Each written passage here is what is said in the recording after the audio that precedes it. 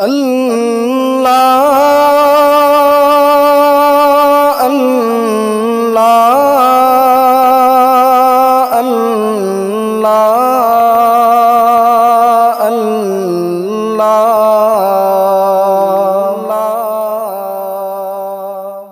اللہ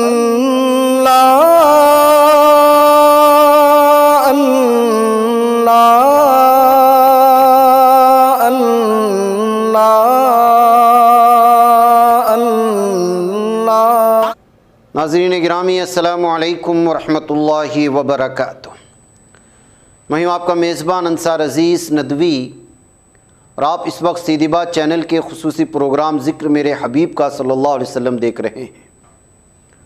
الحمدللہ آج ہم ذکر میرے حبیب کا پروگرام کی 179ویں قسط پیش کرنے جا رہے ہیں، 69ویں قسط۔ ناظرین، اس ہفتے کی قسط میں ملاحظہ فرمائیں کہ کس طرح نبی اکرم صلی اللہ علیہ وسلم کی جانب سے بین الاقوامی دعوت اسلامی کا آغاز کیا گیا اور اس کا کیا طریقہ کار تھا اور اس کے نتائج کیا برآمد ہوئے۔ نبی اکرم صلی اللہ علیہ وسلم اور ان کے صحابہ رضی اللہ تعالیٰ عنہم اجمعین کو جس دین کی اشاعت کی سعادت حاصل ہوئی، اس کا دائرہ قومی و ملکی ہی نہ تھا، بلکہ وہ ایسی خیر امت تھی جو اخرجت للناس کے مرتبے پر فائز کی گئی تھی، اور جسے شہداء علی الناس قرار دیا گیا تھا، یعنی تمام انسانیت کو حق اور راستی، عدل اور اخوت کے نظام کا راستہ دکھانے والی جماعت۔ اہل عرب کی اصلاح و تربیت ان کی ریاستی سطح پر تنظیم فی نفسی آخری مقصود نہ تھے، بلکہ پیش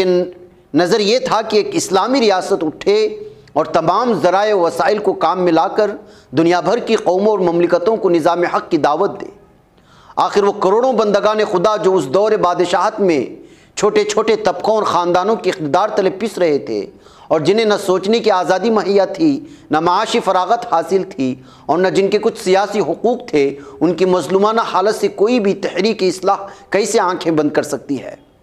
کسریٰ کے نام ارسال کردہ خط میں حضور اکرم صلی اللہ علیہ وسلم نے خود ہی اپنے دعوت کے بین الانسانی پیمانے کو ان الفاظ سے اجاگر کر دیا ہے کہ فَإِنِّي أَنَا رَسُولُ اللَّهِ إِلَى النَّاسِ، یعنی میری حیثیت یہ ہے کہ میں سارے انسانوں کی طرف اللہ کا رسول ہوں۔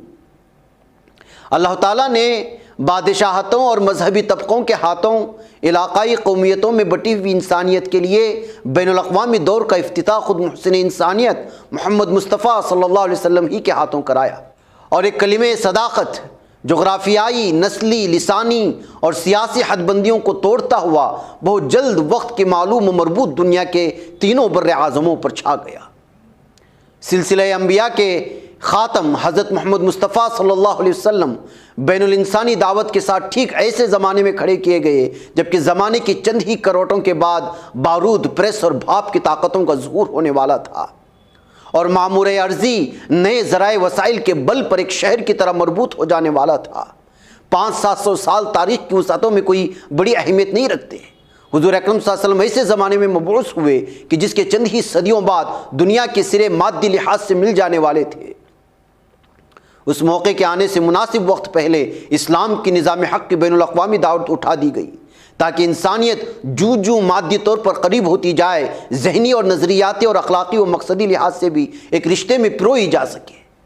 بیچ کا یہ وقت دعوت کے پھیلانے اور اقوام عالم کے دور نو کے لیے تیار کرنے کا بمشکل کافی ہو سکتا تھا۔ اس میں شک نہیں کہ بین الاقوامی دور کا دھارا مسلم انقلابی قوت کے قبضے سے نکل کر مادہ پرستی کی رودگاہ میں چلا گیا، کیونکہ یہ قوت اس وقت تک تاریخ میں ایک مؤثر مقام رکھنے کے باوجود اپنی انقلابی دعوت کا زور کھو چکی تھی۔ لیکن پھر بھی نئے دور کو انسانیت کے احترام، بنی نوع آدم کی مساوات، اجتماعی رابطے کے لیے جمہوری تصورات، عقلی و تجربی علوم کی قدر و قیمت کا احساس، تذکیر قوا کا جذبہ، بین الاقوامی حقوق اور معاہدات کا احترام، خیال اور رائے کی آزادی، اقلیتوں کے حقوق کا شعور، انصاف کے اساسی اصول اور بعض دوسری قیمت اقدار بالواسطہ اسلامی تحریک کے ہاتھ آئے۔ اگرچہ وہ مادہ پرستانہ ذہنیت کی زد میں آ کر دھندلا بھی گئیں، پھر بھی دور حاضر کے تمدن میں خیر و خوبی کا جو تھوڑا بہت عنصر پایا جاتا ہے وہ محسن انسانی صلی اللہ علیہ وسلم کے کیے ہوئے کام کا مرہون منت ہے۔ اس کا اعتراف بعض انصاف پسند مستشرقین نے خود بھی کیا ہے۔ بس تحریک اسلامی اپنی اصولی فطرت کے لحاظ سے تقاضا کرتی تھی کہ اس کی دعوت کی کرنیں عرب کے حدود میں پابند نہ رہیں بلکہ زمین کے گوشے گوشے تک پہنچے۔ اس کے ساتھ ساتھ عملی ضرورت بھی یہی تھی کہ اسلام عرب کے ارد گرد بھی دور افغن ہو، ورنہ نظریہ حق کے اساس پر ایک نظام کو مجرد عرب میں سلامتی سے چلتے رہنا ممکن نہ تھا، جبکہ اسلامی ریاست اس نظریے کی مخالف طاقتوں کے گھیرے میں گھری رہے۔ خصوصاً یہ امر سامنے رہے کہ رومی اور ایرانی حکومتیں ہمیشہ عرب پر سیاسی ہوس کی نگاہ جمائے رہے۔ اس ملک کے بعض علاقے ان کے قبضے میں رہے اور عرب قبائل کو انہوں نے خرید کر استعمال میں رکھا۔ رومی حکومت سے تو مدینے کا تصادم شروع بھی ہو چکا تھا۔ محسن انسان صلی اللہ علیہ وسلم کی رفتار کار ہمارے لیے حیران کن ہے کہ 13 برس کی مدت میں ابتدائی دعوت دے کر افراد کار تیار کرنے کا کام مکمل فرما لیا، اور پھر 8 برس کے اندر اسلامی ریاست عملاً زمین کے نقشے پر کھڑی کر کے مخالفت کے سارے محاذ توڑ دیے اور پھر اپنی زندگی ہی میں دعوت کی لہریں آس پاس کی سلطنتوں میں پہنچا دی۔ صلح حدیبیہ 6 ہجری نے اندرون ملک کے تصادموں سے فراغت دے کر حضور اکرم صلی اللہ علیہ وسلم کے لیے موقع فراہم کیا کہ عرب سے باہر بھی کام کی ابتدا کر دی جائے۔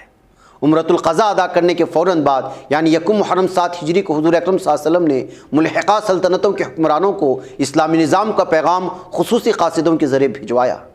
یہ بات آج کے دور میں قابل غور معلوم ہوتی ہے کہ حضور اکرم صلی اللہ علیہ وسلم نے دوسرے ملکوں کے عوام تک کلمہ حق پہنچانے کے بجائے آخر شاہی درباروں کو کیوں مخاطب فرمایا؟ اس کی وجہ بالکل واضح ہے۔ عوام الناس کی کوئی شہری حقوق اس دور کے بادشاہوں کے مقابلے میں نہ تھے، اور انہیں وہ اساسی آزادی ہی مہیا نہ تھی جس سے کام لے کر وہ اپنے بارے میں خود کوئی فیصلہ کر سکے۔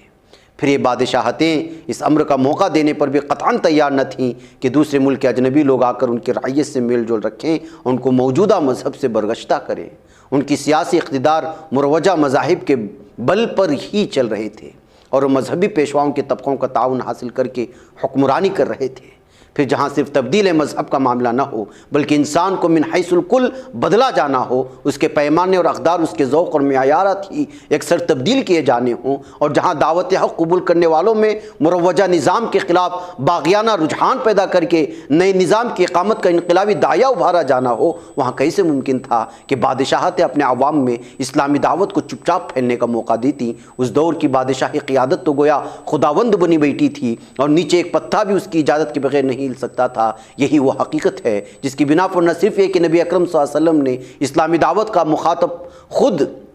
فرمانرواؤں کو بنایا، بلکہ اپنے نامہائے مبارک میں صراحت سے ان کو پوری قوم کا نمائندہ قرار دے کر عوام کے برے اور بھلے کی ذمہ داری ان پر ڈالی۔ حضور اکرم صلی اللہ علیہ وسلم نے مختلف تاجداروں کو عظیم الروم، عظیم فارس، عظیم القبط یعنی فلاں اور فلاں قوم کے سربراہ کار کہہ کر مخاطب فرمایا۔